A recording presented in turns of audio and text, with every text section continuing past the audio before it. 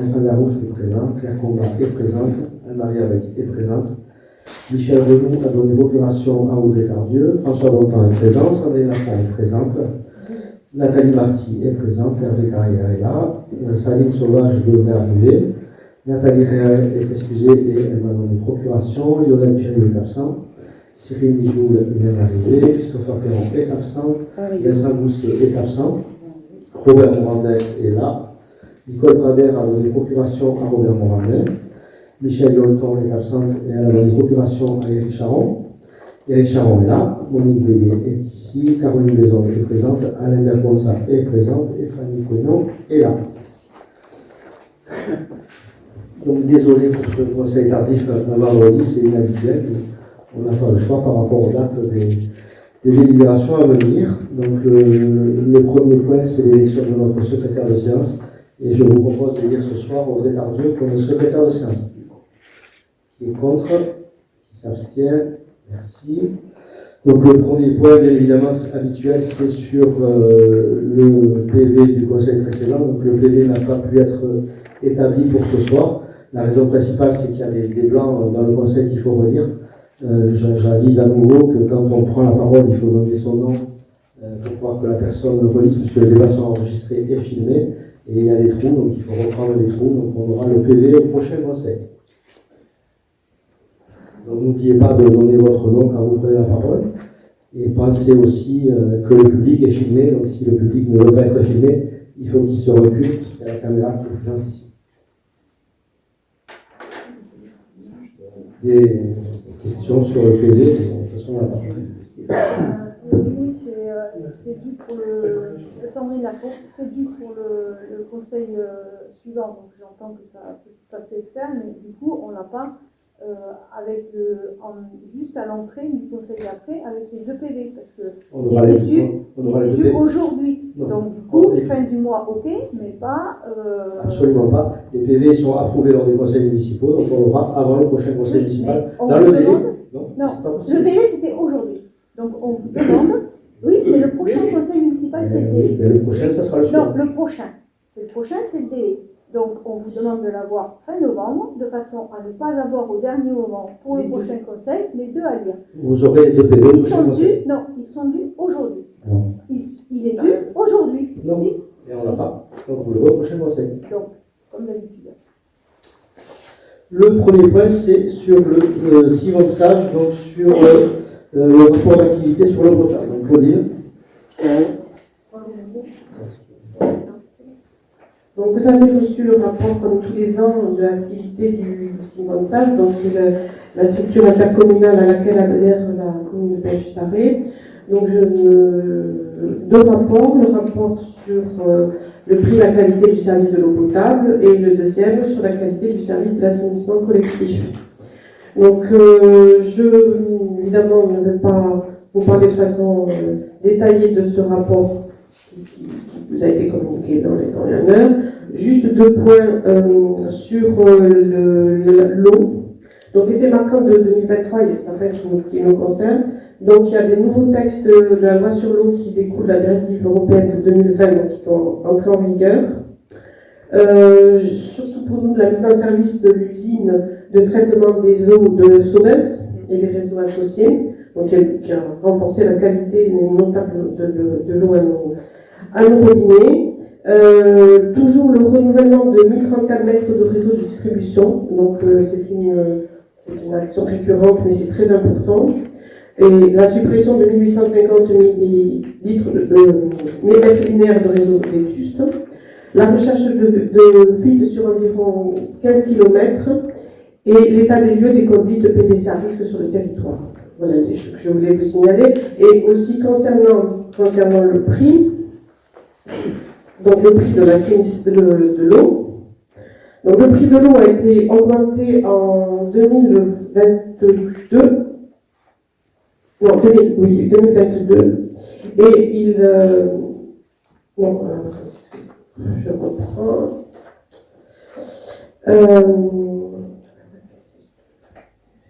Non, mais je vais noter. Voilà. Le tarif a été augmenté en 2023 de façon assez sensible compte tenu de l'augmentation de l'électricité, des différents facteurs dont on avait connaissance de façon générale. Et par contre, il est resté stable du coup en 2024. Voilà, pour ce qui concerne l'eau, on le fait. Comme vous voulez, s'il n'y a pas de l'aide. Donc je continue sur l'assainissement. Donc des faits notables, pas qui concernent notre commune. Il y a eu d'autres choses, et notamment sur l'assainissement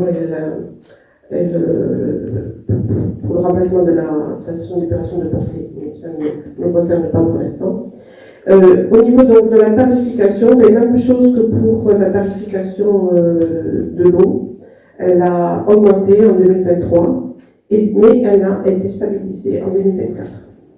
Donc il y a eu cet effet d'augmentation des coûts assez importante en 2023 qui a mené à des augmentations et qui n'ont pas répercuté, qui n'ont pas été reconduites l'année suivante. Voilà tout ce que je pense dire. Nathalie Marty.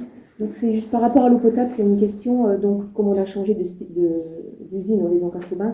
A priori, donc le château d'eau ici ne sert plus. Est-ce qu'ils ont l'intention de l'enlever ou de le garder au cas où Au départ, ils devaient le supprimer, puis effectivement, ils vont le garder en secours. D'accord. Au cas où, puisqu'on est effectivement desservi par le château d'eau de la Marthe. Nous, on aurait préféré qu'il enlève parce que ça nous faisait récupérer du foncier. Mais bon, effectivement, si c'est en panne, on sera content d'avoir un secours. Voilà, s'il n'y a pas d'autres questions, je propose de voter sur ces deux comptes rendus. Donc, je veux juste te dire que le syndicat est bien géré, qu'on n'aura pas d'augmentation pour 2025 des tarifs.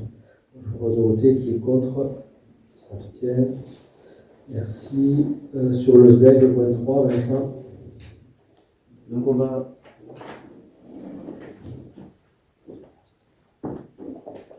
Vincent Juste, bonsoir. Donc on va délibérer sur le changement d'EMA au chemin des Espérances. Donc le but du projet, c'est de déposer l'ensemble des mâts d'éclairage et de les remplacer par 12 nouveaux mâts qui auront une hauteur de 5 mètres de haut avec la repose des lanternes existantes, donc qui a été récemment changé dans le cadre du programme Les Plus. Donc il y aura également la fourniture et la pose d'une prise électrique sur chaque nouveau mât pour les décorations de Noël. Le coût de l'opération, donc il y a la TVA qui est récupérée par le syndicat d'électricité, le SDEG, pour un montant de 4 006 €. La part du syndicat 10 175 et la part restante à la charge de la commune qui est estimée à 11 313 €. Donc le SDEG demande à la commune de s'engager sur sa participation financière et des réceptions de la délibération, les services techniques du syndicat pourront finaliser l'étude et le plan d'exécution sera transmis à la commune pour validation avant planification des travaux. La part restant à la charge de la commune sera couverte comme pour chacun des projets par voie d'emprunt et la commune prendra rang sur le prochain prêt du SDEG. Cette contribution sera imputée au compte 6554 en section de fonctionnement. Il est donc proposé au conseil municipal d'approuver cet avant-projet et de poursuivre cette affaire. Est-ce qu'il y a des questions? Oui, à fond. Pourquoi j'ai pas bien compris en fait pourquoi on a changé les mâts. Donc les lanternes ont été changées, donc là on va refaire le chemin des Espérances, la piste cyclable, et donc du coup on profite de changer les mâts dans le cadre de ces travaux. Il y a la piste cyclable qui va être côté nouvelle construction, le chemin des Espérances refait, et donc on change les mâts pour les déplacer légèrement pour permettre de faire la piste cyclable. Voilà. Donc on profite de les changer dans le cadre de cette opération. Okay. Donc Claire Combat, la piste cyclable, elle va être où du coup? Alors ça c'est un autre sujet, mais elle sera côté bâtiment. Côté pas juste après. Côté pas juste après. Pas côté ville. Pas côté ville. Donc du côté... Des Espérances, il n'y a pas de bâtiment. Il y a le La morceau de la nouvelle Vignasse. résidence, Il y a le morceau. la résidence, le domaine des Espérances. Pardon? Sur la nouvelle La résidence, le domaine des C'est Espérances. ça, sur la partie de la Vignasse qui n'est pas, Oui. pas exécutée. Oui. C'est ça? Oui. D'accord. Côté pas juste après. Donc en fait, Nathalie Marty, en fait on déplace, si je comprends bien, on déplace les mâts en prévision de la future piste cyclable, on en profite pour mettre des prises de façon à c'est verdir. bon. Donc cette part Parce que c'est vrai que c'est surprenant en plus en ce moment avec les baisses de crédit que vont avoir les communes. C'est vrai que tout, 1 euro est 1 euro, mais c'est vrai que ça surprenait au départ que on avait l'impression que c'était un oubli d'avoir mis les prises et donc on fait un éclairage pour Noël, ça faisait un petit peu cher. Alors que là, en fait, on comprend que ça va être déplacé de toute façon pour les pistes cyclables. Il fallait déplacer, donc du coup, on profite de changer les noms dans le cadre de cette opération pour faire les travaux de la piste cyclable. Mais si j'ai une suggestion, enfin, c'est ça qui est intéressant d'avoir comme raison quand on vote sur un truc comme ça. Voilà, demain, Pourquoi on change les mains, c'est quoi l'objectif, ça sert à quoi, et pas...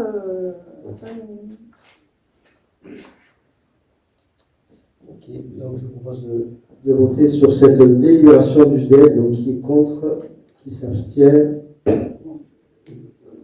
2 abstentions. Merci. Claudie, on continue avec le rapport d'activité du Muretango. Alors, concernant le rapport d'activité du Muretango, qui est autrement significatif pour nous, je ne ferai pas mettre en évidence certains points saillants. Le Conseil est appelé à prendre acte de la présentation du rapport et on tentera de prendre acte de cette présentation du rapport. Je vous invite à regarder, mais qui ne peut pas être résumé rapidement. Donc le Muretango est bien géré, donc pour l'instant il n'y a pas de soucis particuliers. L'agglo n'est pas endetté et effectivement il reste des marges de manœuvre s'il y avait des investissements importants à faire. Voilà, donc s'il n'y a pas de questions, je propose de voter. Qui est contre le rapport d'activité, qui s'abstient, merci. Donc Nathalie Ryan n'est pas là, donc c'est Vincent qui va enchaîner sur la révision libre de la CI. Alors, Vincent d'Augustin, donc la délibération numéro 5, donc lors du conseil communautaire du 5 novembre dernier, le Muretango a approuvé la réaffectation des services communs pour l'année 2024. Donc l'attribution de compensation de fonctionnement a donc évolué pour l'ensemble des communes. Donc l'ATSEM, le service à table et l'entretien ménager a augmenté. Donc pour la commune de Pays-Justaré, ça fait un montant de 9 126 €. L'attribution de compensation de fonctionnement était auparavant de moins 72 255, auquel il faut donc ajouter les 9 126 € pour arriver à un montant de moins 81 381 €. Donc c'est le nouveau montant de la CF. Concernant l'attribution de compensation d'investissement, donc lors de la même séance, le Muretango a délibéré et a fixé donc le nouveau montant de l'attribution de compensation d'investissement de la commune de Pays-Justaré. Donc la compétence voirie était auparavant, le financement du bilan provisoire de la compétence voirie était de moins 749 183 €. La modification du mode de calcul du droit de tirage, c'est là moins 136 494 €. L'attribution de compensation d'investissement qui était de moins 171 639 € lors de la délibération du 9 avril 2024, non pardon, du 17 juillet dernier, donc c'était la délibération 2024-04-09, est donc portée à moins 1 057 316 € en additionnant les 3 derniers montants que j'ai donnés. Donc ça fait une augmentation de 136 494 €. Donc le conseil municipal est appelé à approuver les nouveaux montants de l'attribution de compensation de fonctionnement et d'investissement pour l'année 2024. Et il y a des questions. Alors, avant la question, je ne sais pas si vous voulez la lire in extenso. En tout cas, moi j'ai préparé une réponse unique sur l'ensemble de la question que vous avez posée par rapport au déplacement. Donc si c'est que le déplacement, je veux bien y répondre. Il n'y a pas de souci sur les 136 000 €. Donc si je réponds sur le dépassement et le marge. Non, excuse-moi. On peut la lire la question. Non, on la lit parce qu'il n'y a pas que Je vais la lire. Ah, vous pouvez la lire, je réponds pas une seule phrase de toute façon. Bon. Nathalie Marty. Au-delà de la mécanique des ACI de droit de tirage, le budget prévisionnel de la commune était de 700 000 € pour 2024. Aujourd'hui, nous voyons un budget voirie de 1 057 000 pour Pays-Justaré, ce qui fait, selon notre compréhension, une augmentation des dépenses de voirie de 357 316 €. Il n'est fourni aux élus aucune explication sur cette augmentation, ni dans la note de synthèse, ni dans le document du Muretango, et aucun document annexe n'a été fourni pour le CM sur ce sujet. Nous comprenons que la modification du mode de calcul du droit de tirage induit une augmentation de 136 494 € pour la commune. Ça veut dire, on imagine donc que la modification n'est pas trop en notre faveur, si on comprend.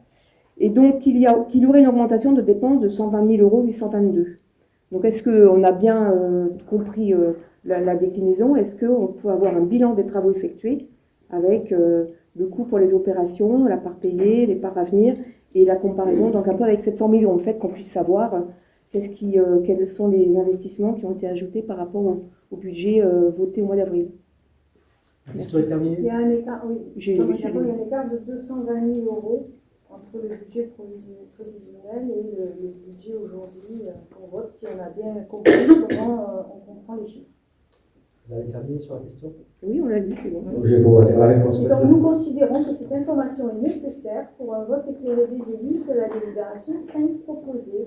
Et nous demandons à disposer des éléments précités par écrit 48 heures avant la CM. Vous n'aurez pas les éléments écrits, bien évidemment. Ah, ça fait Puisqu'on vient de faire un tableau, qui n'est pas forcément communicable.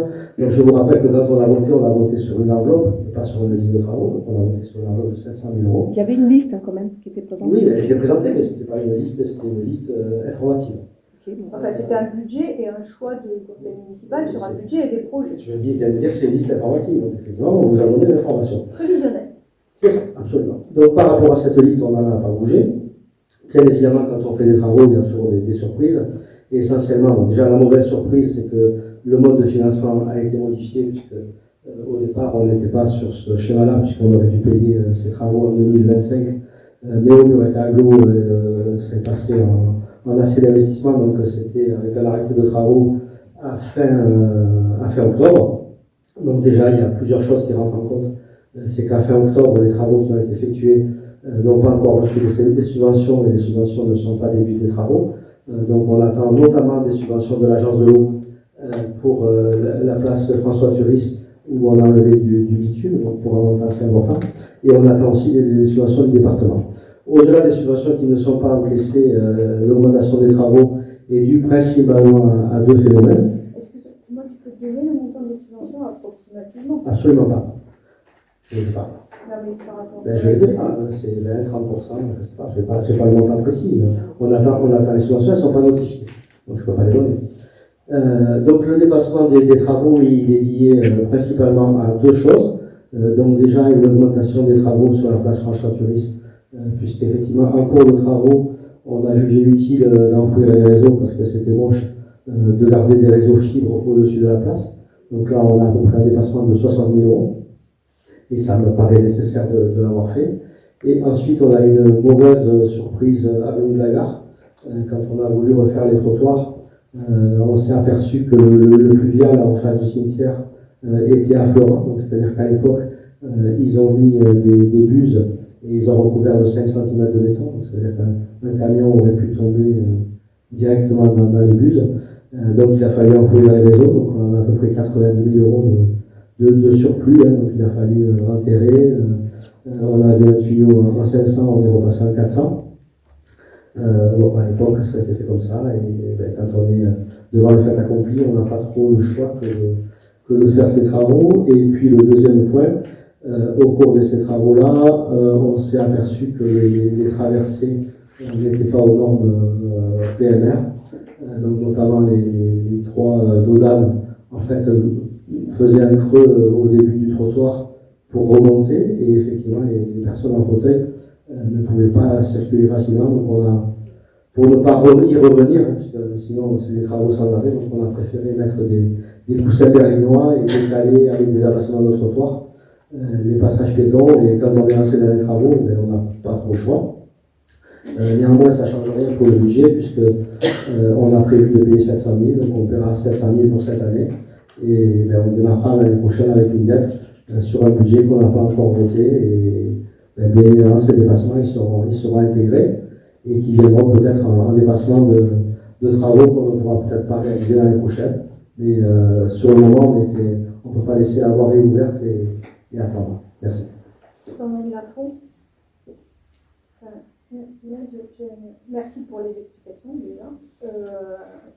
J'aimerais qu'on voyez le tableau, il n'y a pas de raison, il n'y a pas de secret. Il n'y a pas de secret, on a droit à ces informations-là. Donc, on n'explique pas qu'il y a un problème de confidentialité, ce n'est pas vrai. Ensuite, je suis quand même un petit peu gênée par le fait de comprendre qu'en fait, on vote un budget avec un impact sur l'année prochaine. Il n'y a pas de problème sur ce que tu viens d'expliquer. Mais sur le principe qu'on doit demander des explications pour avoir ce vote-là, c'est-à-dire que pour moi, la note de synthèse telle qu'elle est rédigée, elle élude totalement la question de sur quoi on vote, elle élude le fond, et elle nous demande de dire oui sur des chiffres auxquels on ne comprend rien. Or, la note de synthèse, l'objectif de la note de synthèse et l'obligation de la note de synthèse, c'est d'éclairer le vote des élus pour qu'on comprenne ce qu'on est en train de voter. Donc, je suis désolée, mais la note de synthèse telle qu'elle est écrite, elle ne permet pas de savoir ce qu'on est en train de voter, et notamment que le budget prévisionnel est toujours de 700 000, et que donc les travaux qu'on a faits, avec lesquels personnellement j'ai pas de souci, je trouve ça très bien de les avoir faits, viennent en déduction d'un budget l'année prochaine. C'est pas un problème, c'est un choix. On peut être d'accord ou pas avec ce choix-là, mais en tous les cas, en tant qu'élu, on a droit d'avoir les informations sur ce choix-là, pour que quand on vote, on sache ce qu'on vote. On vient de vous donner des explications. La principale raison, c'est quand même... Moi, si on n'avait pas tenu à lire le texte, tu as dit que tu allais répondre en une phrase. Oui. Donc, si on t'avait laissé faire sans lire le texte, tu aurais répondu en une phrase, Oui. sans donner le fond du vote qui est demandé. Donc, C'est ni dans tout la à note de synthèse, ni en séance, on nous demande de voter sur quelque chose Tu peux où on ne nous t'abstenir. donne pas Tu peux les t'abstenir, données tu du peux fond. voter Mais ça, contre, c'est c'est pas un illégal, problème. Philippe. Mais non, c'est pas illégal. Bien sûr que non. Mais non, c'est pas illégal. Figure-toi que La principale raison, c'est quand même la modification du mode de financement. C'est ton point de vue. Tu vas au tribunal, tu écris, tu fais ce que tu veux, il n'y a pas de souci. La principale raison, c'est la modification du mode de financement par le nouvel tableau.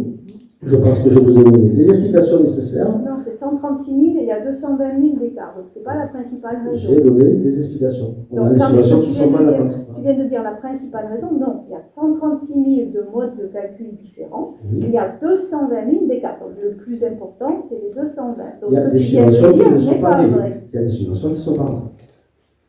Carole Gambon, je voulais signaler que dans le règlement intérieur, il est quand même écrit que les notes de synthèse doivent éclairer les élus pour leur vote. Là, on n'était pas éclairé. Maintenant, on l'est un tout petit peu plus. Mais bon, C'est bien. si on pouvait être éclairé avant, ça serait mieux, ça éviterait des questions, etc. Mais on accueille vos questions avec grand plaisir. D'ailleurs, on reparlera tout à l'heure du règlement intérieur. Finalement, c'est pas ce que je dis. Je dis que si on avait des explications avant, ça éviterait à tout le monde d'être. Eh bien, on vous les a donnés. Voilà. C'est la loi, excusez-moi, Sandrine Lafouré, mais c'est la loi dont on parle. C'est pas, il serait bien que, c'est la loi. C'est le code général des collectivités. Alors, je vous rappelle qu'il y a des commissions, il y a des commissions de travaux dans Non, les lesquelles... commissions n'ont rien à voir avec le conseil municipal. Le conseil municipal doit être éclairé, il vote, il doit être éclairé sur les décisions soumises au vote. Donc, on vous a éclairé. Je vous propose de voter. Donc, qui est contre? En fait, Qui c'est s'abstient? pas, Vous c'est avez pas voté, c'est bon. c'est... Ah non, Vous non, avez non, voté, vous avez voté. ça On c'est vote pas pareil, contre. c'est le débat en commission. Mais non, au moment du vote, c'est plus un débat, t'as voté. Non, excuse-moi, je ne On crois pas qu'on explique ait pourquoi on vote contre. abusé sur le... Donc, Ah, si, vous en avez fait- bien fait le cas. Il n'y a que vous qui posez des questions. ouais, mais ça c'est toujours. Il n'y a que nous qui trouvons normal d'avoir 400 caractères pour nous exprimer. Donc, ça c'est pas Non, nous. on en La parlera vérité, tout à on l'heure. appellera pas. Non. Donc, sur ce genre de truc, avec pas les infos en avance, alors qu'on les demande en avance, et que si on avait On fait est- l'erreur de Tu nous as s'écouter, déjà je n'aurais pas tout dit, donné. on est au moment du vote, c'est bon, vous Donc êtes en exprimé. fait, je devrais refuser de voter. Ben, refuse de voter, il n'y a pas de problème. Je Qui refuse de voter? Alors, encore faut les voter. Trois contre. Non, refuse de voter. Donc, qui est contre à présent? Qui s'abstient? Merci, la délibération est adoptée. Point suivant. Alors là, c'est charte de la commande publique du Moritel. Donc on va délibérer sur la nouvelle version de la charte de la commande publique. Donc vous l'avez reçu par courrier. Le Moritel et ses communes membres souhaitent poursuivre et développer leur soutien à l'économie locale. Et donc ils ont élaboré une nouvelle version de la charte de la commande publique. Cette charte définit et liste les engagements du Moritel Aglo et de ses communes par le biais d'accompagnement et d'actions concrètes, notamment des informations régulières transmises aux entreprises référencées sur l'actualité des marchés, les achats, le renforcement du sourcing, la pratiquement de l'allotissement. Le bureau de tableau a approuvé cette charte par la délibération du conseil communautaire du 24 septembre 2024. Il est proposé au conseil municipal d'approuver cette charte et autoriser le maire à la signer. Voilà, c'est une reprise de délibération, là, on l'avait déjà prise il y a quelques temps. Donc sur cette charte, qui est contre, qui s'abstient, merci. Sur le point 7, donc le règlement du marché au plan, dont Michel Renaud n'est pas là, donc je vais prendre la délibération.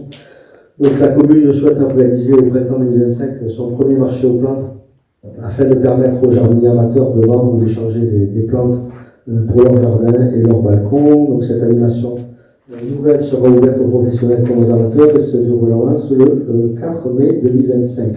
Afin de fixer les modalités de fonctionnement de cette journée et de pouvoir communiquer en amont sur celle-ci, il est nécessaire d'adopter le règlement intérieur de cette manifestation. Donc il y a un document que je vous demande d'adopter, mais il y a des questions.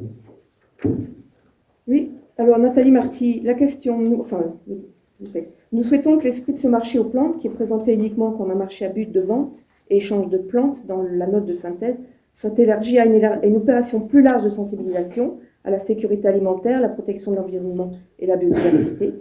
À ce titre, nous nous étonnons que ce marché n'ait pas été abordé en commission environnement. C'est qu'on n'en a pas du tout discuté.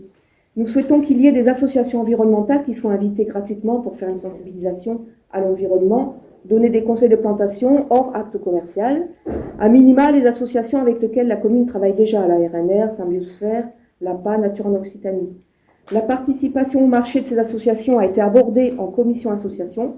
Pour autant, le principe n'est pas écrit dans le projet de règlement du marché proposé au CM. Nous demandons à ce que les modalités de leur participation soient explicitées. Le prix des places n'est pas indiqué dans le projet du règlement. Le marché sera-t-il payant pour les exposants? Et si oui, nous souhaitons que le prix soit différencié entre professionnels, associations, particuliers. La vente des produits tels que le miel, savon et bougies ne nous semble pas cohérente avec l'objet du marché. Pour quelles raisons seront-ils autorisés? Alors, je vais répondre sur l'ensemble de la question. Le projet de marché aux plantes a été présenté en commission association. C'est une animation, donc ce n'est pas une action de la commission environnement. Secondo, la participation des associations a été évoquée lors de cette réunion, donc avec la RNR, Nature en Occitanie et toutes les personnes qui pourront y participer.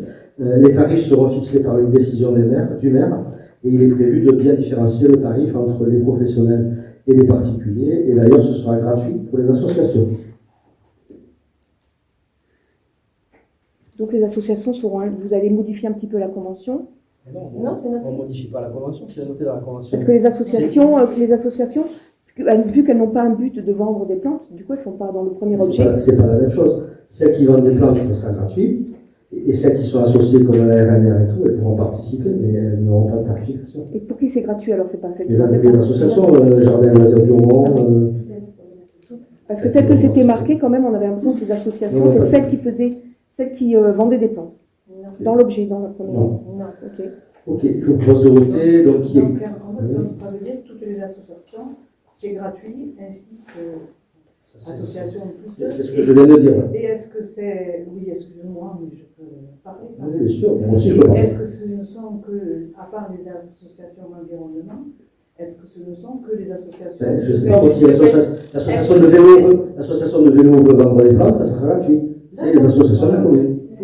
Toutes les associations. J'ai répondu plusieurs fois. Non, les associations de la commune. On n'a pas écouté la on a dit toutes. Toutes les associations. Non, Non, mais le vélo. si une association de la barque veut venir, elle ne paiera pas non plus. C'est ça? Je vous propose de voter. Attends, les produits. Les produits, plus il y a de monde, mieux c'est. En fait, je veux dire, le miel, c'est quand même des produits biologiques. S'il y a un stand de miel, c'est pas incompatible. Les bougies. Et les bougies, si c'est fait avec du miel, s'il y a du savon bio, en fait, je veux dire, c'est la diversité des exposants qui fait la richesse d'un marché. C'est la première fois qu'on le fait. Je m'étonne qu'il y ait autant de levées de boucliers sur quelque chose qui vient animer la commune et qui est plutôt positif et qui peut drainer les personnes à l'extérieur de Paris-Justaré. Mais vous avez raison, en tant que Paris-Justaré durable, de poser autant de questions superfétatoires et inutiles. Philippe, bonsoir, Sandrine Lafont. Ça suffit, on discute. Le conseil Je discute, moi municipal. aussi, bien sûr. Non, tu discutes pas, tu expliques que du fait qu'on pose des questions, ça veut dire qu'on est contre. Non, mais vous en posez trop, mais votez ce que vous voulez, ça m'est égal. Il n'y a pas de souci. Donc on en est au vote. Donc, Qui est non, contre on en est au débat. Non, Donc on arrive au en vote. fait, les questions qu'on pose sont faites pour éclairer le débat, ça ne veut pas dire Ça nous éclaire beaucoup. qu'on est contre. Mais ça ne nous éclaire pas, mais nous, ça nous éclaire. Mais Alors, tant mieux. on le fait pour nous. Avec toutes les questions que vous avez sur le texte, c'est bien normal. Ce n'est pas parce qu'on pose des questions qu'on est contre ce marché. On Mais a ça commencé m'est égal, par votre dire, opinion. Vous faites ce que vous voulez. ce marché, Votre opinion voilà, est libre. voilà. Vous avez le droit de voter contre, il n'y a pas de problème. Donc on va aller au vote, donc je vous demande de voter. Donc qui est contre? Qui s'abstient? Je vous remercie. Ah, mais pas nous, hein? Ah ben moi non plus. Ah bah alors, Oui, mais c'est infernal, quoi. C'est vous qui êtes infernaux. Non. Et vous vous rendez compte? Vous vous rendez compte du nombre de questions que vous posez? Ça même pas au débat. Mais non, c'est pas Nous normal. sommes en conseil municipal. Très bien. On nous fait voter Très bien. 1 million de budget Très pour bien. l'éducation et c'est normal. Le point suivant. Éducation nationale, convention CNR. Oui, Audrey Tardieu. Donc, le groupe scolaire Jean Jaurès a participé l'an dernier à la concertation nationale pour la refondation de l'école, et les deux écoles, maternelle et élémentaire, ont déposé des projets pédagogiques dans le cadre du programme Notre école, faisons-la ensemble. À l'issue d'une commission d'examen, le Fonds d'initiative pédagogique a attribué des crédits d'investissement pour le projet de l'école élémentaire d'un montant de 10 000 €, dont l'objet principal sera d'aménager une pièce calme. Le groupe scolaire n'étant pas une personne morale, il ne peut porter les fonds directement et a sollicité la commune pour cela. La commune portera les dépenses en application du projet de l'école élémentaire et encaissera la subvention pour le compte de l'école. Le projet sera équilibré sans participation communale. Il sera donc proposé au conseil municipal d'approuver et d'autoriser le maire à signer le projet de convention avec l'état relatif au portage de cette enveloppe d'investissement, sachant que les crédits suffisants sont ouverts au budget de la commune en dépenses et en recettes. Pas de questions, je vous pose de voter. Sur la convention CNR, donc qui est contre, qui s'abstient. Je vous remercie. Sur le point de faire, C'est aussi pour une convention de financement, mais cette fois-ci avec le département.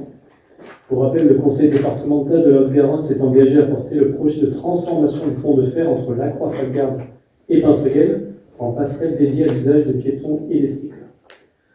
Il y a eu de nombreuses discussions qui étaient centrées sur l'ouvrage de franchissement de l'Ariège, qui se sont élargies à l'ensemble des axes de mobilité douce amenés à relier les différents territoires et ont donc été élargis au-delà des deux communes riveraines aux deux EPCI. Donc il y a le Sicoval et le Murtin-Lot, la région et l'État, puis la commune de Pin-Just-Arrêt, puisque le réseau cyclable doit connecter le pont de fer à la gare et au futur REV 4, donc qui est le réseau express vélo, qui va d'une part relier Portée à la gare de Pin-Just-Arrêt, et ça va traverser différents quartiers, Just-Arrêt, La Hyère, 14 juillet et Cormory. À l'issue de la réunion technique de suivi du printemps dernier, à laquelle la commune a été associée, le président du conseil départemental a sollicité officiellement la commune par un courrier du 14 janvier 2024 pour participer au tour de table financier du projet.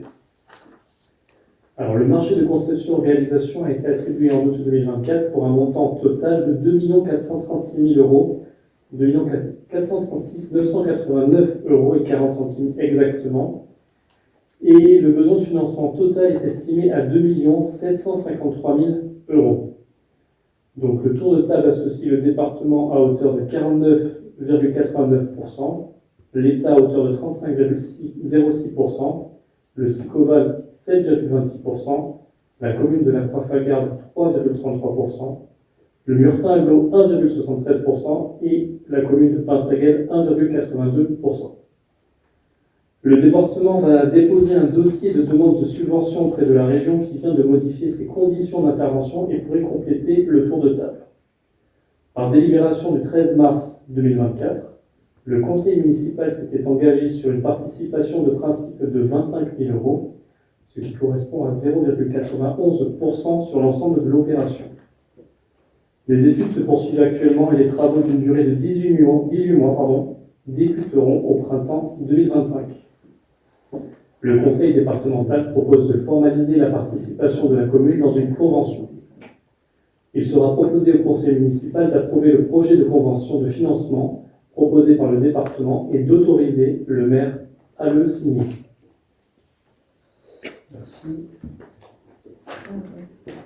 S'il n'y a pas de questions, c'est en l'état actuel des choses, bien évidemment, aujourd'hui, la plupart des financements sont remis en question, notamment celui du département avec la nouvelle loi de finances, donc on verra bien comment les choses évolueront.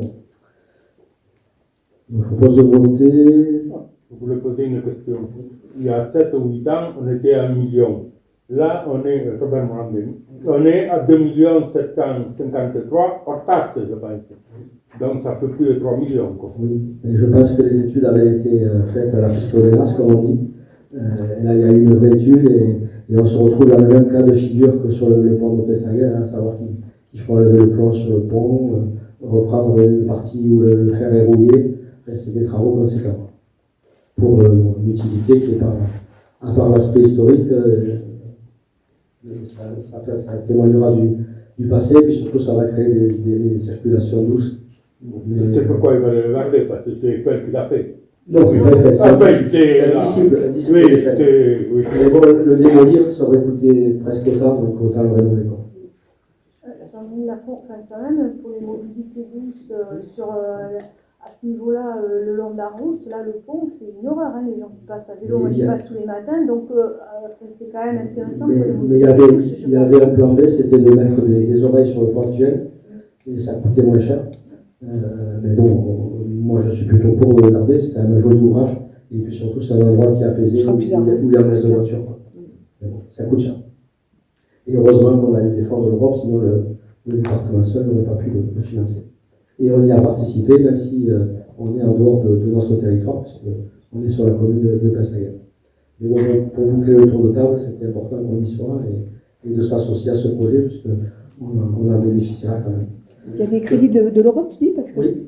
tu vois, il y a département, État, Sicoval. Mais le FEDER doit participer. Ouais. Ah ouais, sur les pourcentages restants, du coup 80. Mais c'est inclus dans le crédit du département. Ah, le FEDER est dans le département. Ouais.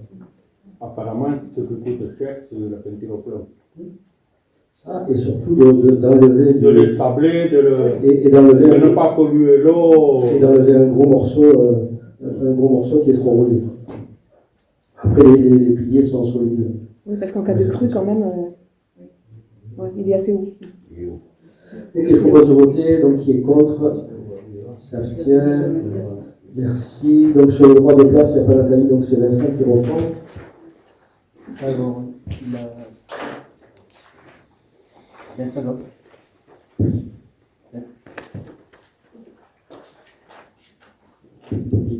Vincent Larouste.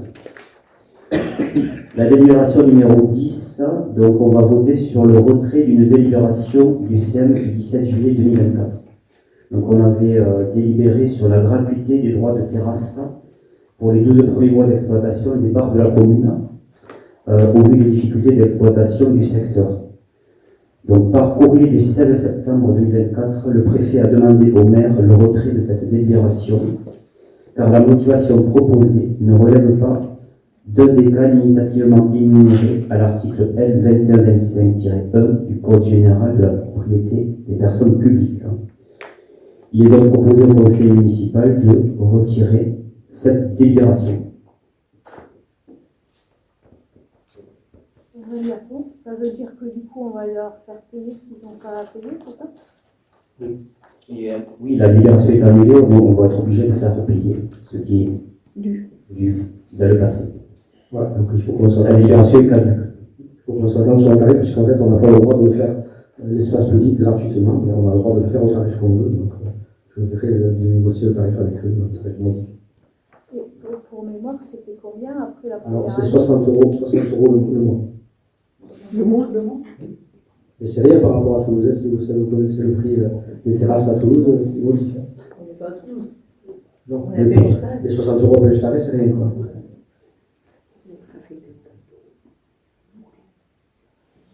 Voilà, donc je propose de voter. Pardon, tu comptes leur proposer combien? Je vais négocier avec eux, mais le minimum, enfin, on n'a pas vocation à gagner de l'argent sur cet espace. C'est un service qu'on rend aux commerçants pour animer la commune. J'ai aucune envie de faire de l'argent sur ça, c'est pas mon objectif. Donc je propose de voter qui est contre, qui s'abstient. Merci. Donc sur le PUP, Claudine. Alors le PUP, donc vous avez remis sur table les dernières cartes du PUP. Bon, c'est quelque chose d'assez compliqué. Hein. Il y a eu encore des éléments que nous n'avions pas tout récemment. Donc je m'excuse de le redonner tardivement, mais voilà, c'est la dure réalité des projets. Donc, il s'agit de l'aménagement du secteur de Malrivière, classé en zone AUA par la dernière modification du PLU approuvée le 15 octobre 2024. Et c'est un aménagement qui est porté par les sociétés Promologie et Saint-Anne Immobilier, qui sont propriétaires de quasiment la totalité du secteur. Le projet Val-Rivière, on le distingue de Malrivière, c'est le projet d'aménagement, c'est pas prévoit la construction d'une gendarmerie, d'une maison de santé, de 250 logements dans une résidence senior sur une surface de 92 630 mètres carrés. Donc, compte tenu des incidences prévisibles de ce programme immobilier sur les équipements publics, il a été jugé opportun de mettre en place une convention de projet urbain partenarial, dit PUP. Ce dispositif est un outil de financement de la réalisation d'équipements publics supplémentaires ou de l'extension de ceux existants rendus nécessaires par le projet immobilier. Donc, je précise que sur le secteur de Malrivière, la taxe d'aménagement avait été majorée et que c'est à partir de l'enveloppe, les estimations d'enveloppe du rapport de la taxe d'aménagement majorée que nous avons pu élaborer le PUP, évidemment. Par contre, le PUP, par rapport à la taxe d'aménagement majorée, a la grand avantage de faire entrer les fonds beaucoup plus rapidement. Et comme il y a des équipements publics importants à financer, c'est une procédure très intéressante. Voilà, je vais rajouter cette précision. Donc, conformément aux articles de L332-11-3 et L332-11-4 du Code d'urbanisme, cette convention a pour objet de déterminer les établissements publics concernés, le coût prévisionnel de chacun d'eux et la part qui sera prise en charge par l'aménageur en application des principes de causalité et proportionnalité, les délais de réalisation, les modalités de paiement, le périmètre sur lequel s'exerce cette convention et la durée d'exonération de la taxe d'aménagement. Bon, pour faire simple, on impute au projet un certain nombre de dépenses. Enfin, la commune va avoir des dépenses en équipement public, par exemple le rond-point, mais d'autres dépenses, par exemple l'extension de la cantine, qui sera dans la causalité et en partie l'augmentation de population de ce quartier. J'espère que, voilà, je pense que c'est peut-être un langage plus facile à comprendre. Donc, les équipements publics à créer, agrandir ou aménager ont été recensés. La création d'un giratoire sur la RD 56 pour le dessin de l'opération, qui est pris en fort pourcentage par le PUP. L'agrandissement du groupe scolaire, l'extension du restaurant scolaire et le prolongement du cheminement piétonnier sur la coulée verte pour accéder à la passerelle, qui est en direction de la gare. Donc, vous savez. Vous avez votre dossier, les pourcentages. Alors. Juste, Nathalie Marty, on peut juste savoir ce qui a été modifié du coup avec la version qu'on avait reçue par mail.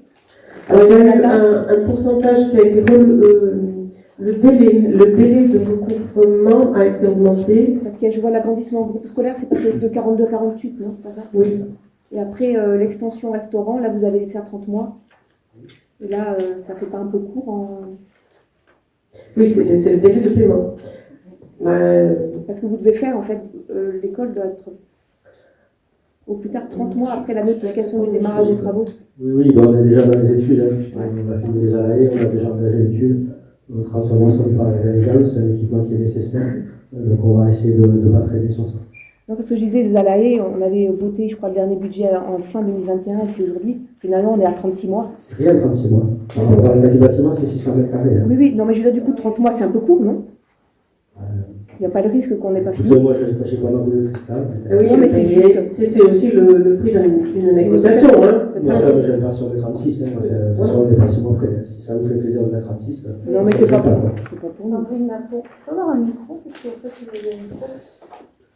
Oui, Sandrine Lafont, c'est pas la question, ça nous fait plaisir, ça on raisonne pour la commune. Et la question c'est, quel est le risque? Oui, on raisonne comme quel est le risque qu'en fait on ne tienne pas collectivement les travaux et que du coup on n'ait pas la fraction qui est pressentie, c'est des travaux en l'occurrence sur l'extension du restaurant à 1 million et 1 million de sur le projet puisque ça servira à tout le monde, ça paraît logique, et c'est quand même 100 000 euros.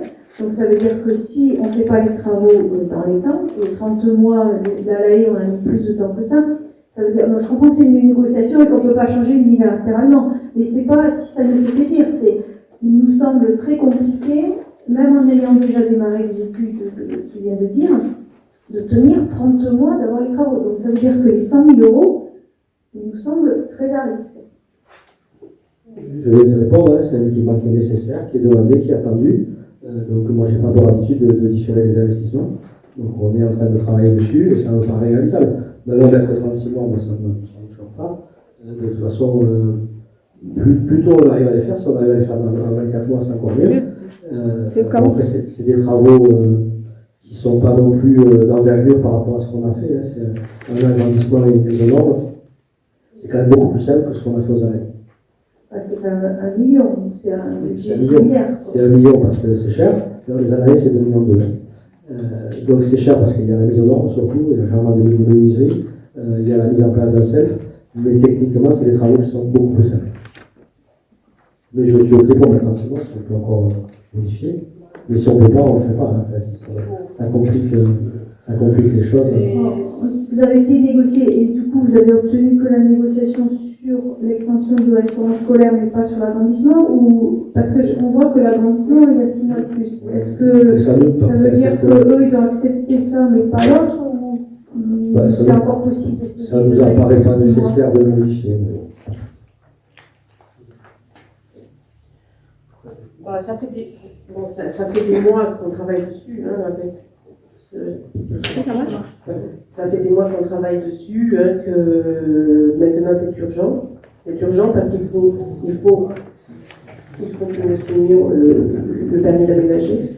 Et le permis d'aménager est accompagné de ces documents. Donc, sauf que c'est vrai que je ne peux pas dire aujourd'hui. Et c'est 30 mois le démarrage des travaux, donc il suffit qu'on ait mis la première brique pour inaugurer. Non, c'est achevé. Non, c'est achevé. Non, le démarrage des travaux. Le démarrage qui doit être au démarrage. Le démarrage des 30 mois. C'est 30 mois à la notification du démarrage des travaux Des lotisseurs. C'est pas nous qui choisissons. Mais on a vraiment besoin de cet investissement, donc on va pas le faire. Et c'est bien d'avoir réussi à reculer à 48 mois là, sur l'agrandissement du groupe scolaire qui lui est quand même plus incertain. Et par contre, c'est 500 000 euros. Donc ça veut dire que si on ne fait pas l'agrandissement du groupe scolaire, on peut espérer que les lotisseurs ne viendront pas nous chercher alors qu'ils ne seront plus là. On ne peut pas mettre non plus n'importe quoi. Ça doit correspondre réellement à quelque chose qui s'impute à cette opération. Donc, d'ailleurs, de mémoire, M. Cotte, on avait déjà donné ces pourcentages quand on avait mis la DA majorée. C'est la même chose. Il avait fallu justifier la possibilité de faire la DA majorée, et donc on a déjà voté en fait ces choses-là. C'est un peu modifié, mais c'est parti de cette base-là. Mais par contre, dans la DA majorée, il n'y avait pas de délai. C'était le problème. On le fera un jour. Mais tout ça est quand même à négocier. On arrive en fin d'opération, elle a été longue et difficile. On ne va pas la mettre en danger pour quelques mois.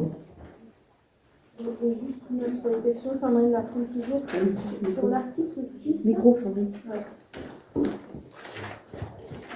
Sur l'article 6, je ne me souviens plus la précision. Donc c'est le cas où la commune n'arrive pas à faire les travaux dans les temps. Donc on dit que les sommes représentatives du coût des travaux non réalisés sont restituées à l'aménageur. Et si on démarre et qu'on n'a pas fini, c'est au prorata de ce qu'on a fait ou il faut vraiment qu'on ait achevé?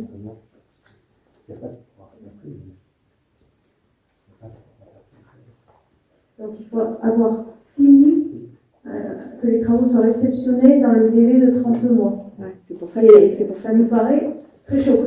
On comprend que c'est une négociation, hein, mais ça nous paraît très très chaud. Et bon, les études vont continuer à avancer. Je pense qu'on sera prêt au niveau études sur 2026 pour lancer la phase travaux. Les travaux du lotissement viendront à peine de commencer, quoi. Donc on est pour une opération d'agrandissement et de rénovation. Je ne pense pas que ça prenne tant de temps que ça, puisque de toute façon ils vont travailler à milieu ouvert, puisque la cantine va continuer à fonctionner. Donc ce n'est pas des travaux majeurs, quoi. Ils coûtent cher, mais ce n'est pas des travaux majeurs.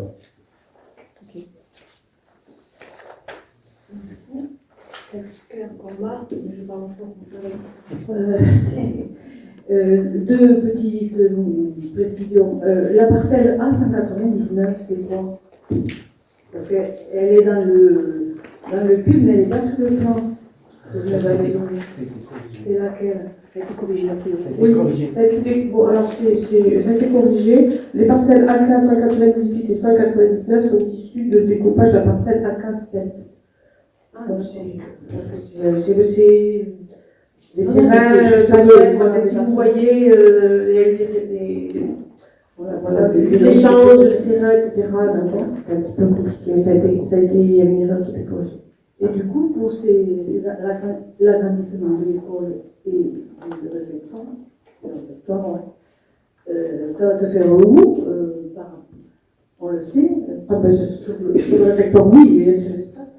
De toute façon, quand vous avez vu le plan, il y a des emplacements réservés qui sont prévus dans l'organisation de l'école, donc les emplacements ils sont déjà prévus.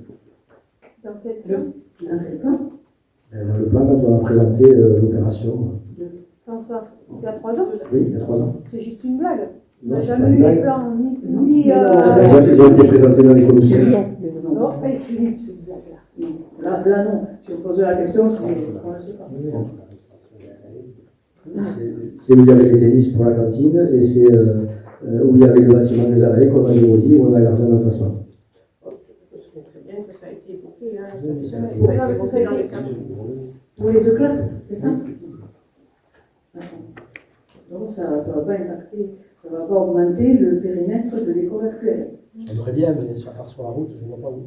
Pardon? À part sur la route, je ne vois pas où. Après, on sait que l'école peine juste à Riviat, donc pourquoi ça pourrait être ailleurs, on ne sait pas. Ça peut se négocier, ça aussi, je suppose. Il n'y a pas de terrain. Ok, s'il n'y a pas de questions, autre. Sandrine, il y a quoi? Et pour les écoles, sur le fait qu'on ait besoin d'augmenter les bâtiments, là, c'est quoi les prévisions qu'on peut avoir avec les lotissements On n'en a pas. On ne sait pas qui va arriver. C'est des personnes âgées avec enfants, sans enfants, c'est impossible à savoir. Il n'y a pas des statistiques en disant Il y a qu'il y a pas des de- nouveaux lotissements. Il y a des trucs, mais c'est pas fiable.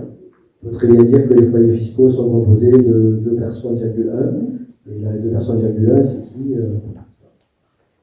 Mais à cette échelle, ce n'est pas prévisible. D'ailleurs, il y a eu les premières opérations d'habitat où on a eu très peu d'enfants. Et puis de toute façon, Et là, la démographie est en baisse, il est probable qu'il y ait de moins en moins d'enfants dans les communes, et c'est valable pour toutes les communes. Et il y a même des communes qui envisagent de transformer les écoles en EHPAD. Donc, comme vous le savez. Oui, mais donc ça veut dire que si on ne fait pas l'extension de l'école, on a 400 000 euros. C'est un peu papier, hein, mais je crois que c'est 400 000 euros qui ne sont pas payés par la ménage, qui peut nous réclamer. L'agrandissement est déjà. C'est pas grave. L'agrandissement est déjà nécessaire puisque l'an dernier on était en perspective de fermer une classe, cette année on a eu 2 ouvertures. Je pense qu'on est quand même en développement démographique et c'est nécessaire d'adapter les locaux. Oui, les dernières opérations, il y a eu des enfants. Mais les premières, il n'y en a pas eu. La prévision, à l'échelle nationale, c'est possible, mais à l'échelle de notre commune,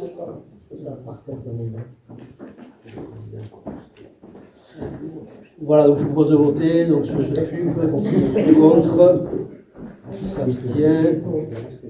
Moi, je vais m'abstenir pour le risque sur le délai. Je comprends que c'est une négociation et que c'est compliqué, mais ça me semble super risqué entre entre les deux. Mais après, je comprends le principe et je suis pour ce principe-là. Je m'abstiens parce que je n'ai pas d'avis sur le fait que, que les délais soient tenables. Ok. Donc, sur le point suivant, donc la convention de rétrocession des espaces publics. Donc, on a pas de micro. Ça va arriver dans le Je vais essayer de parler. Je vais essayer de parler assez fort. Donc, convention de rétrocession des espaces publics, toujours sur la même opération de Val-Rivière. Le maire informe que les dispositions du Code de l'urbanisme, article R 431-24, rendent obligatoire la constitution d'une association syndicale libre pour gérer les équipements communs d'une opération immobilière. Toutefois, toujours selon les dispositions du Code, il est possible de choisir de passer une convention avec la commune pour décider que les équipements communs seront rétrocédés après l'achèvement des travaux de finition. Donc la convention précisera le périmètre exact et le détail des équipements concernés, les caractéristiques techniques et l'état de ces équipements, la fourniture de plans et de tout document technique lié aux travaux à réaliser et les modalités financières. Dans l'opération Val-Rivière, donc logement, résidence senior, gendarmerie, maison de santé, qui doit être réalisée par la société Promologie Saint-Anne Immobilier, prévoit différents équipements communs. La voie principale, et évidemment, ces trottoirs, pistes cyclables, places de stationnement, qui sont prévus à la fois dans le l'OAP et qui seront évidemment dans le plan d'aménagement, un giratoire, une voie secondaire, les réseaux présents dans ces espaces communs, l'éclairage public et plusieurs espaces verts au sud et à l'est du projet. Donc un espace vert d'intérêt écologique très important. Donc le maire propose que ces équipements communs soient rétrocédés à la commune à l'achèvement des travaux de finition. Préalablement à la délivrance de l'autorisation de construire, la commune et les sociétés Promologie Saint-Anne Immobilier devront signer une convention qui déterminera les conditions de réalisation de ces espaces communs et les modalités de rétrocession.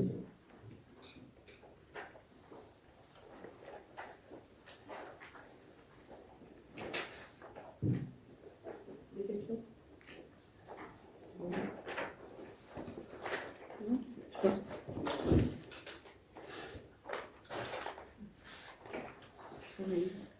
Sandrine Macron.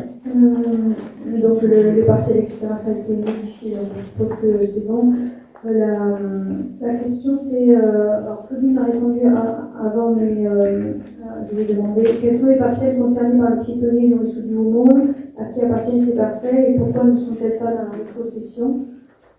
Alors il y a effectivement, nous ne sommes pas propriétaires des terrains le long du Haumont, donc il y a dans ces espaces qui sont des espaces verts, il y a une partie qui est dans le périmètre, donc qui sera aménagée par l'aménageur, et il y a une partie qui sera dans le communal. Elles ne font pas l'objet d'une rétrocession, toutes ne font pas l'objet de rétrocession parce qu'en fait elles font l'objet de l'apport en nature, donc qui est d'ailleurs dans le PUP. C'est-à-dire, en fait, elle donne ces terrains à la commune et c'est valorisé dans le cadre du PUP. Bon, ça revient exactement au même, hein, c'est plus simple pour nous. D'accord, mais du coup, c'est tracé, c'est écrit. Il y a le périmètre, on voit le personnel de. La dernière ligne des moutons. Ah oui. Non, mais c'est une question, c'est sur le plan. Non, c'est tracé au sens par écrit dans la convention.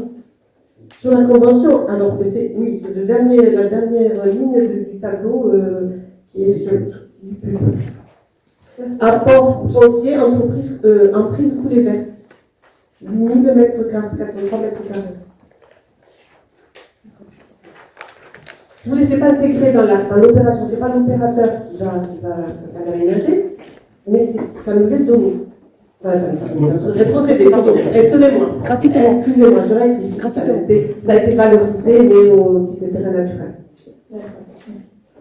Et on avait une question sur concernant la voie secondaire, on a appelé nord-sud, mais la voie, il y a une voie principale, voiture, piéton, etc., qui descend jusqu'à un rond-point.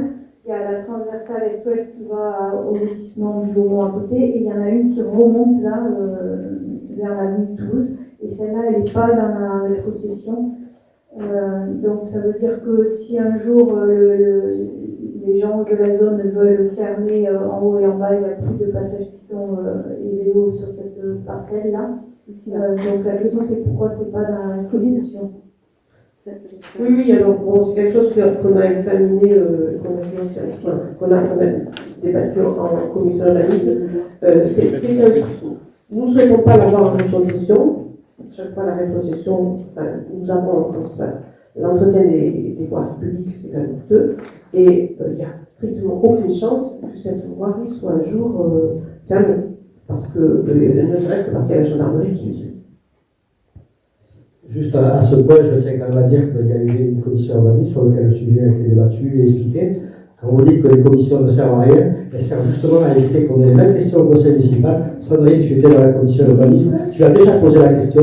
Je pense que vous nous faites perdre du temps avec une liste de questions énorme, alors que ça a déjà été débattu, et c'est bien le but des commissions. Donc je vous remercie d'arrêter. Merci. Non, Sandrine Lafont, ça a été posé en question à on a répondu par écrit, on a répondu à une mail, on a répondu par mail. Il y a un mail qui a été envoyé. Stop. Non, il y a eu un mail qui a été envoyé au Claudine. Ah mais non, Mais quand même, Moi, j'ai dit en réunion qu'il n'y avait strictement aucune chance que cette voirie soit fermée. Monsieur Brandin, vous nous faites perdre du temps, donc on a déjà répondu. Donc même si vous avez des questions intéressantes, posez-les. Si c'est les mêmes questions que vous avez déjà posées, c'est inutile. C'est inutile, vos questions sont inutiles. Philippe, ça c'est à toi, pas à toi mais on va voter. Si vous pensez que vos questions sont bien, on va en débattre. Mais on n'a pas en débattre. On a déjà répondu.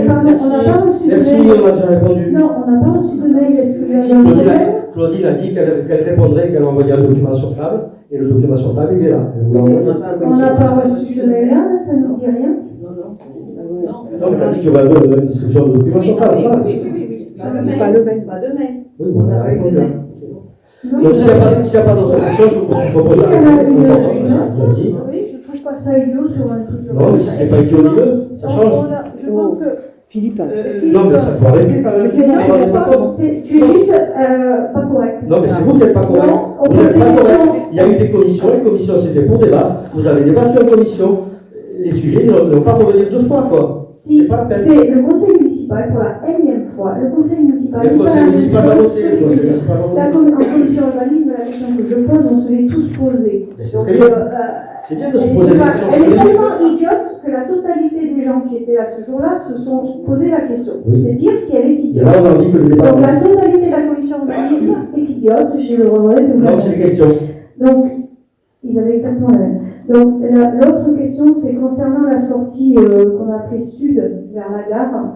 Donc, on voit qu'il y a seules les mobilités douces sont prévues. On a l'impression que, vu le schéma de rétrocession et le schéma d'implantation, il n'y a pas de possibilité de prolonger la voirie principale vers le lotissement de la gare, y compris à long terme. Donc, est-ce que c'est un choix assumé?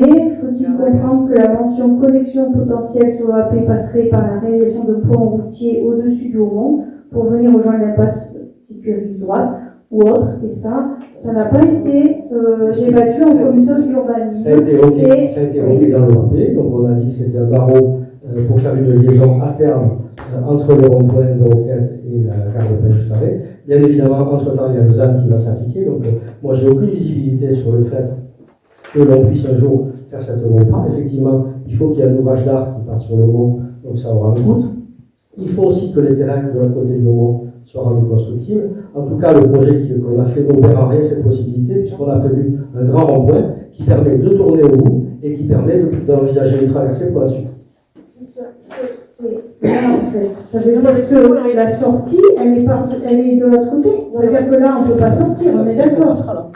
D'accord, donc c'est bien notre question. La réponse est oui. Oui, le projet, c'est que ça passe par-dessus le mont en face. Oui, et la configuration du rond-point le permet, ça a été débattu avec le gouvernement.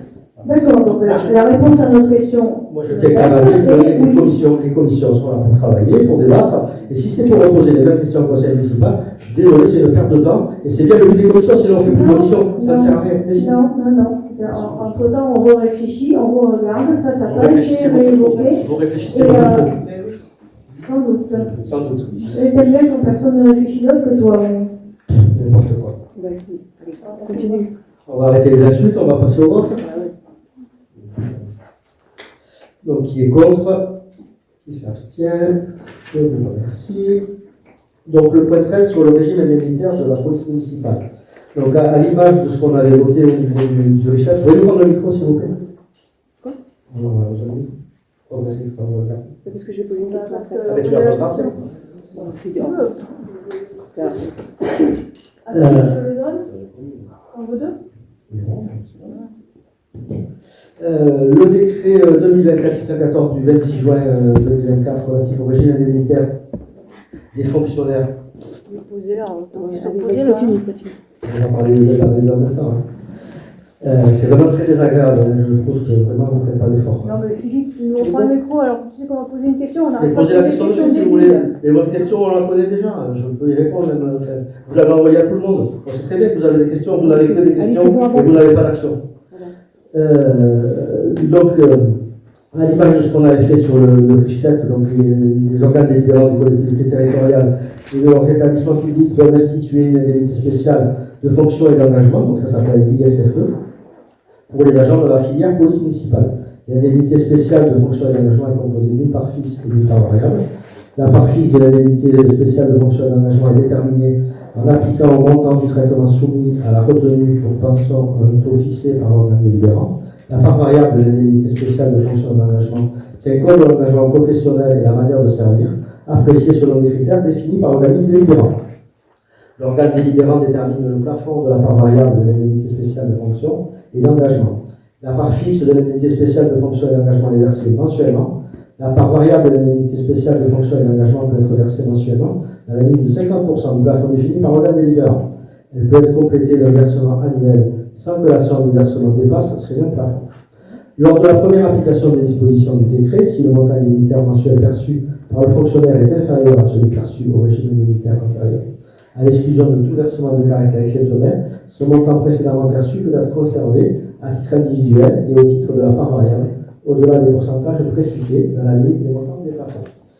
L'indemnité spéciale de fonction et d'engagement est exclusive de toute autre prime et indemnité liée aux fonctions et à la manière de servir, à l'exception des indemnités horaires pour travaux supplémentaires, de l'IHSTS, des primes et indemnités compensant le travail de nuit, le dimanche ou les jours fériés, ainsi que les astreintes et le dépassement du cycle régulier de travail. Le projet de délibération précise les bénéficiaires, la structure de l'IFSE, les modalités et les conditions d'attribution, les modalités et les conditions de versement. Le projet de délibération a été soumis à l'avis du comité social territorial compétent au CDG 31 à deux reprises, le 8 octobre et le 5 novembre, et a reçu un avis favorable de la part des représentants des collectivités et un avis défavorable des représentants du personnel. Ces avis étant consultatifs, le conseil municipal est appelé à approuver la délibération CAV pour l'application du RICET pour une mise en œuvre au 1er janvier 2027. Vous avez la question. Donc le projet de délibération a reçu un avis défavorable des représentants du personnel. Quelles en sont les raisons? Alors, les syndicats souhaitent que la commune transpose dans le régime indemnitaire de la police municipale le décret 2010-997 dans sa version modifiée du 1er septembre 2024 qui prévoit que le régime indemnitaire des travaux des agents de l'État peut être maintenu à 33% durant la première année et à 60% durant la deuxième et la troisième année de congé de longue maladie et de grave maladie. Ces dispositions ne font pas actuellement partie du régime indemnitaire de la commune, donc le RICET, et la commune n'a pas souhaité transposer ces dispositions. Et c'est pour ça qu'ils ont voté contre? Oui. Okay.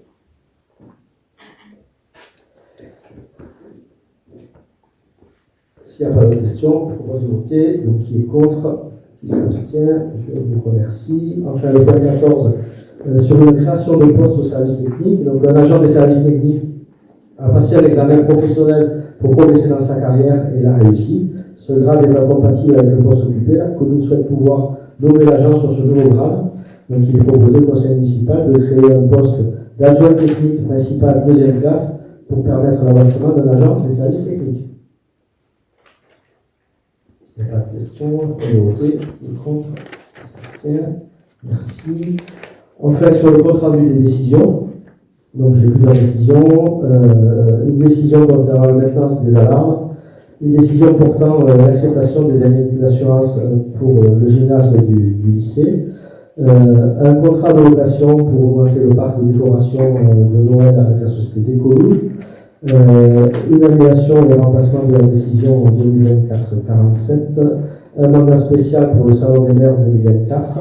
Un projet de convention pour des formations avec Berger Leroux concernant le logiciel IATAL et une demande de subvention sur le CD31 pour la passerelle giratoire du collège. Ensuite, j'ai des décisions sur le droit de préemption. J'étais optimiste au dernier conseil en disant qu'il y avait 2 pages et malheureusement on se retrouve là avec uniquement 4 ventes, 3 ventes même dans le campagne charré, donc sur lequel il n'y a pas de préemption, donc le marché immobilier reste malheureusement tendu et le département s'inquiète beaucoup du manque de recettes pour l'année prochaine. Et on est à combien habituellement? Une page à 2 pages.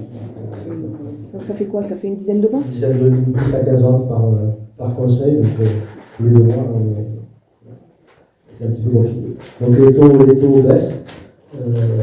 Il y aura normalement une augmentation du prêt à taux zéro sur pas mal de zones, mais néanmoins, la conjoncture est quand même pas très favorable avec ce qu'on attend, les licenciements, etc. Je pense que le marché immobilier va être encore tombé pour quelques temps. Donc on a fini l'ordre du jour du conseil. Oui. Sur la décision pour les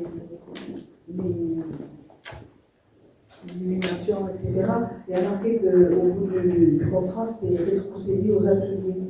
Donc c'est quoi? C'est un nouveau atelier, c'est restitué à la commune ou aux ateliers de la société?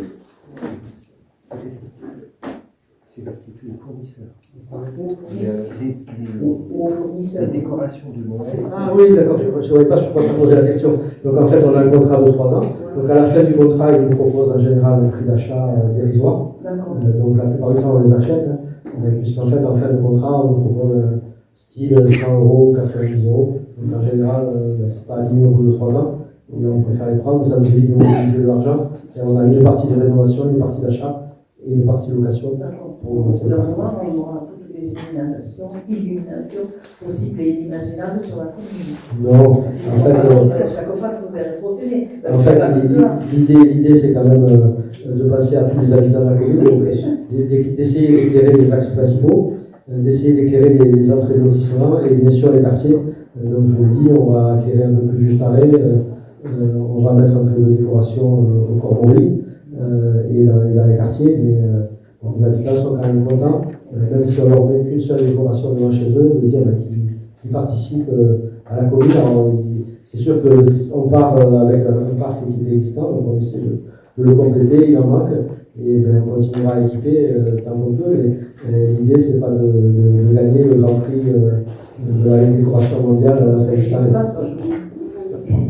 Et la décision de la passerelle sur le moment, c'est laquelle? C'est la 3e passerelle? C'est la 3e passerelle. Faire passer le piéton. C'est la 3e passerelle qui est prévue au niveau du rond-point du collège pour desservir l'autre côté du Haut-Mont. Du Haut-Mont pour la circulation douce, le long du Haut-Mont, côté place publique. Absolument. D'accord. Donc l'ordre du jour du conseil est épuisé, donc on avait des questions diverses. Oui, merci Sandrine Lafont. Nous avons pu voir aujourd'hui un exemple du droit d'expression. Donc, nous avons le plaisir de vous informer que notre recours au tribunal administratif qui a été fait en juillet, il y a 2 ans et demi, sur le non-respect de notre droit d'amendement et de non-respect de notre droit d'expression vient d'être jugé et que le tribunal a annulé les 2 délibérations votées par le conseil municipal qui attribuait à notre groupe respectivement 400 caractères et 1111 caractères. On peut préciser que pendant la séance, le 400 caractères a quand même un peu fait rire l'ensemble du tribunal. Donc, on attire votre attention sur le fait que, emporté par l'élan d'un collectif qui ne doit jamais discuter, Je vous demanderai de lire les questions. Je vous demanderai de lire les questions. en clair 400 caractères. Vous avez posé des questions À la écrites. place. Sandrine, À la j'ai place. fait le micro. Vous avez posé des questions écrites, donc je te demande de lire le texte. Donc tu n'as pas besoin de faire des dilégations. Vous nous avez envoyé hier un texte à une heure encore tardive. Je dis aussi que ce n'est pas respectueux des gens d'envoyer des questions. C'est pas respectueux. Si on ne va pas passer, c'est pas respectueux du tout. Donc je vous demande de lire le texte. Merci. Alors, sur l'heure tardive, tu n'as jamais réussi à montrer un texte. Mais ce n'est pas une question de loi, c'est une question de bienséance et de politesse. Mais moi, C'est une quand question de j'arrête de bienséance. lire le mail, j'arrête de Mais lire tu le fais ce que tu veux chez toi. Bon, je pensais que ce débat-là n'avait pas Non, lieu. non, ça passe À la pas. place, le tribunal a enjoint au maire de Pin-Justaré d'inscrire à l'ordre du jour d'un prochain conseil municipal, dans un délai de 3 mois, à compter de la notification du présent jugement, qui a eu lieu le 6 novembre, un projet de délibération en vue de la modification de l'article 30 de son règlement intérieur, afin d'une part de fixer le nombre de caractères attribués au groupe d'opposition dans le magazine municipal à 1500. Et d'autre part, de prévoir un espace réservé au droit d'expression des élus n'appartenant pas à la majorité municipale sur la page Facebook de la commune. Première question, acceptez-vous la décision du tribunal ou avez-vous l'intention de faire appel? Deuxième question, à quel conseil municipal prévoyez-vous de mettre à l'ordre du jour une délibération pour modifier le règlement intérieur sur le droit d'expression? Donc, je vous réponds aux deux questions. Donc, la commune prend acte du jugement qui a été notifié. Elle étudie le jugement et prendra sa décision sur un appel en temps voulu. Sur la deuxième question, une délibération sera proposée au conseil municipal du 18 décembre. Une délibération sera portée avant un conseil municipal, puisqu'on a un délai de 3 mois, avant le 6 février prochain. Pardon, excusez-moi, je peux répéter la fin. On proposera une délibération au conseil du 18 décembre. Et on a 3 mois pour le faire, c'est de ce qui a été notifié dans le jugement. Question orale numéro 2 sur le terrain de Villiers. Alors, où en sommes-nous sur la vente du terrain communal du Villiers? Le promoteur souhaite-t-il maintenir son projet? Dans tous les cas, il paraît impossible maintenant que la vente intervienne en 2024. Quelle incidence sur le budget de la commune, alors que cette recette de 1 million était prévue pour équilibrer le budget 2024? La commune maintient-elle son projet de vente? Quelle incidence sur le budget suivant? Donc j'ai rendez-vous prochainement avec le promoteur qui maintient son projet. Je lui ai dit qu'on pourrait maintenir la vente jusqu'au 31 juillet 2025. Pour l'instant, on verra si on proroge au-delà. En tout cas, il maintient son projet puisque les terrains l'intéressent. Donc il n'y a pas de changement particulier sur le fait qu'il puisse continuer à être intéressé sur ça.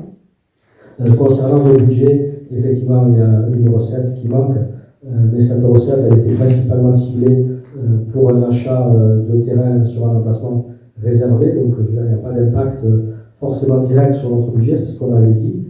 L'impact direct, c'est des reports d'investissements qui sont prévus sur la commune, mais qui ne sont pas que pour des raisons budgétaires. On a notamment le parc de la mairie, mais on a lancé tardivement pour plein de raisons. Il y avait déjà déterminé le marché des allées, donc on a lancé le marché du parc de la mairie il y a à peu près un mois. Donc on doit avoir à ce jour 8 réponses en cours avec des questions, donc ça a été décalé. Ce qui a été décalé aussi, je l'ai dit, c'est les panneaux solaires sur le toit des bâtiments municipaux, puisqu'on a un souci avec Enedis qui nous a promis d'avoir déjà le tarif jaune dans les 8 mois. Donc ça veut dire un tarif jaune novembre-décembre. Et puis là, ils viennent de nous dire que finalement, le câble qui arrive sur les ateliers n'est pas assez bon pour un tarif jaune, donc ils nous proposent de faire des travaux pour 25 000 € pour étendre le câble. Donc effectivement, on n'a pas du coup d'urgence à pouvoir mettre ces panneaux et on verra avec le budget 2025. Et enfin, l'autre décision qu'on a pris de décaler et en accord avec la gendarmerie, pour l'instant, la visibilité du gouvernement est assez faible. Donc les travaux de la gendarmerie, c'est pareil, on a posé le marché public. Récemment, on a eu aussi un certain nombre de dossiers et de retraits, mais par contre, je ne sais pas si on fait les travaux en mai, en juin. Aujourd'hui, le général est confiant, mais c'est un général. Le ministre, il peut sauter demain, donc aucune idée de quand la gendarmerie sera mise en place. Voilà, donc ces travaux ils sont décalés dans le temps, mais ça n'a pas d'impact direct sur le budget. De toute façon, on avait prévu d'avoir un résultat moindre, hein, puisque on a payé l'entièreté du bâtiment des ALR Euromis, donc pour à peu près 2,2 millions hors parking. Donc dans ce qu'on a payé, la commune avance de l'argent, puisqu'on a des subventions à venir qui n'ont pas été encore, qui ne sont pas encore arrivées. Et c'était prévu dans cette opération d'avoir une part d'emprunt qui reste modique malgré tout, et surtout de l'autofinancement. Donc on a prévu pendant 3 ans d'avoir suffisamment de réserves avec des résultats sur les exercices précédents entre 1,2 million et 1,5 million qui nous permettent d'avoir cette part d'autofinancement qui est quand même favorable aussi à la commune pour avoir un endettement maîtrisé. Bien évidemment, on aura un résultat cette année qui sera moindre, sans doute aux alentours de 500 000 €. Mais c'est bien logique de ne pas faire que des résultats, c'est aussi la part d'autofinancement qui compte dans un projet d'envergure. Merci. Question suivante. Quand tu parlais de la gendarmerie, c'est les travaux. Le lien City Hall Facebook, c'est un détail technique peut-être, mais avant on pouvait accéder au compte Facebook de la commune sans avoir soi-même un compte Facebook à partir de City Hall, ce qui permet aux gens qui n'ont pas de compte Facebook d'accéder au Facebook de la commune sans en ouvrir un. Et cette fonctionnalité semble ne plus fonctionner. Donc la question c'est est-ce que... voilà. Donc on a demandé à City Hall, donc ça vient pas de puisque Facebook a modifié les conditions générales de sécurité. Donc on a refait un lien, donc les utilisateurs de City Hall pourront cliquer sans s'identifier. C'est un petit peu compliqué parce qu'il faut cliquer sur la croix pour ne pas s'identifier. Et dans ce cas-là, on a accès seulement aux 3 ou 4 dernières publications sans se connecter. Et il faut se connecter, mais c'est Facebook qui a modifié les règles de sécurité, donc City Hall ne peut rien faire. Question 4 sur les versions écrites. Merci. Donc, en préparation des conseils municipaux, nous recevons une note de synthèse qui présente les délibérations qui sont à l'ordre du jour et qui expose succinctement le contexte et le résumé de chaque délibération proposée. Je rappelle que la note de synthèse est censée éclairer les élus sur les conditions pour qu'ils votent, confère la délibération tout à l'heure. Nous demandons à disposer également par écrit du texte complet des délibérations qui sont soumises à notre vote. Alors on a répondu à plusieurs reprises puisque la question est revenue plusieurs fois, donc on vous a dit que ce n'était pas obligatoire. Et je réponds à nouveau pour la négative, la situation n'a pas évolué, donc on ne donnera pas la délibération par écrit. Donc en fait, vous nous faites voter des choses et puis après c'est une différence qui est écrite. C'est comme ça. C'est pas obligatoire. Les documents sont déjà assez lourds, je pense qu'on n'a pas besoin d'en avoir plus. Question orale numéro 5. Consultation publique sur le parking des écoles. Un projet d'aménagement du parking des écoles est présenté aux habitants en mairie et sur le site internet depuis le 12 novembre jusqu'au 13 décembre. Ce projet d'aménagement n'a pas été présenté aux élus, ni dans aucune commission, ni en CM, avant sa présentation au public. Nous trouvons cela anormal. Le projet sera-t-il modifié en fonction des retours des habitants? Par qui ce projet a-t-il été élaboré? Par un bureau d'études extérieures ou en interne? Alors je vais répondre sur les 3 points. Donc le projet a été présenté en premier, et ça me semblait logique, aux parents d'élèves et aux directeurs d'école. Ensuite, il a été présenté dans différentes commissions, donc le 14-11 en commission mobilité et le 7-11 en commission mobilité, et le 14-11 en commission urbanisme. Il sera présenté début décembre en commission travaux. Donc c'était postérieur à la publication au public. Oui, postérieur à la commission publique. Je vous rappelle, vous qui êtes férus de règlement, d'aller consulter dans le règlement du conseil municipal, donc le point 8 sur les commissions. Donc je rappelle que les commissions ont un rôle consultatif et pas décisionnaire, donc je vous invite à le relire. Donc au même titre que les habitants ou les parents d'élèves, les commissions peuvent s'exprimer et émettre un avis. Et bien évidemment, on tiendra compte des avis des habitants, des avis des commissions, et on pourra modifier le projet si c'est nécessaire et si c'est possible, parce que le projet il est déjà contenu dans une enveloppe foncière étroite, donc on ne peut pas forcément aller casser les maisons en face pour voilà. Il est aussi contraint par des problèmes de sécurité, de place de stationnement, de largeur de voirie. Et puis il est surtout contraint par une enveloppe financière sur laquelle il est difficile d'aller beaucoup plus loin. C'est un projet qui est intéressant pour sécuriser les accès aux écoles, mais il tient compte de la sécurité des piétons, des vélos et des véhicules. Donc il faut bien prendre en compte les trois usages. L'idée c'est de ne pas non plus faire un parking tout voiture. Il faut aussi des espaces verts, il faut aussi de la désimperméabilisation et aussi des possibilités que la pluie puisse être injectée sur place dans les arbres de pluie. Donc toutes ces contraintes ont été prises en compte. Ce projet il a été conçu bien évidemment à la demande de la commune avec la direction de la voirie du Nord-Tableau et surtout avec le bureau d'études 2AU. Donc c'est le bureau de 2AU, c'est lui qui travaille sur le chemin des Espérances. Et c'était logique qu'il puisse intervenir en continuité sur ce projet avec une logique d'accès et de voirie. Tu as parlé d'un budget prévisionnel, c'est quoi le budget prévisionnel? Pour l'instant, c'est une enveloppe, hein, donc à Pistolet-Nas, il faut vraiment creuser. On est sur quelque chose qui serait aux alentours de 600 000 €, mais je n'ai pas noté quelque chose de précis. Ça peut être plus, ça peut être moins. Et on n'a aucune idée non plus de quand on pourra le faire, hein, puisque effectivement, ça dépendra aussi des financements possibles.